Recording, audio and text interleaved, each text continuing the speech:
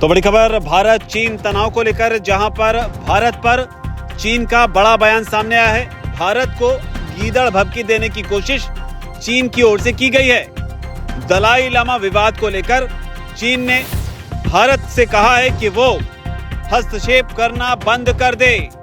तो बड़ा बयान चीन का दलाई लामा विवाद के बीच। आप बता दें, भारत की ओर से एक बयान दिया गया था दलाई लामा को लेकर, उनके उत्तराधिकारी के चयन को लेकर, जिसे लेकर अब चीन की प्रतिक्रिया सामने आई है। चीन के विदेश मंत्रालय के जो प्रवक्ता हैं माओ निंग, उन्होंने भारत की प्रतिक्रिया पर रिएक्शन देते हुए कहा है कि भारत को चीन विरोधी अलगाववादी जो प्रकृति है उससे अवगत होना चाहिए। भारत को तिब्बत से जुड़े मुद्दों पर अपनी प्रतिबद्धताओं का सम्मान करना चाहिए। आपको बता दें, चीन तिब्बत को शिजांग कहता है और इसे ही लेकर चीन ने बड़ा बयान दिया है।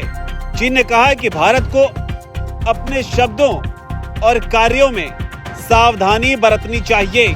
तिब्बत से संबंधित मुद्दों पर चीन के आंतरिक मामलों में भारत हस्तक्षेप करना बंद कर दे।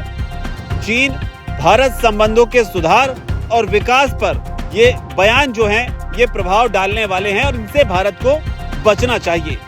तो ये चीन का बड़ा बयान भारत को लेकर। आपको बता दें, दलाई लामा के उत्तराधिकारी को लेकर भारत की ओर से जो बयान दिया गया था, जिस पर चीन जो है वो भड़कता हुआ नजर आ रहा है, उसमें रिजिजू ने कहा था कि दलाई लामा के अवतार पर निर्णय जो है वो सिर्फ स्थापित संस्था जो है और तिब्बती बौद्धों के जो नेता यानी कि दलाई लामा हैं उनकी तरफ से ही लिया जाना चाहिए।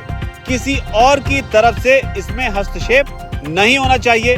और ये पहला मौका था जब दलाई लामा के उत्तराधिकारी को लेकर किसी भारतीय नेता की ओर से इस तरह की प्रतिक्रिया जो है वो दी गई थी, जिस पर चीन बुरी तरह से भड़क गया। और भारत ने जो प्रतिक्रिया दी थी वो भी चीन के ही एक बयान को लेकर दी थी, जिसमें चीन ने स्पष्ट संकेत दिए थे कि दलाई लामा के चयन में उसकी भूमिका जो है वो बेहद अहम है। हालांकि इस बीच आपको बता दें, दलाई लामा जो हैं वो 90 साल के होने वाले हैं, जिस वजह से उनके उत्तराधिकारी को लेकर कई सारे सवाल लोगों के मनों में खड़े हो रहे हैं। सवाल ये है कि आखिर दलाई लामा का उत्तराधिकारी कौन होगा।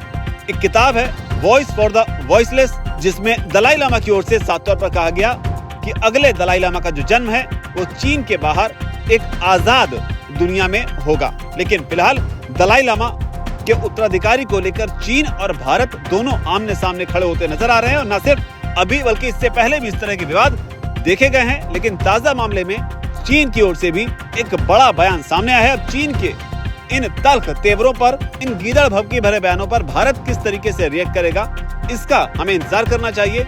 इस पूरे विवाद पर आपकी क्या राय है, नीचे अगर कमेंट सेक्शन में जरूर लिखें। धन्यवाद।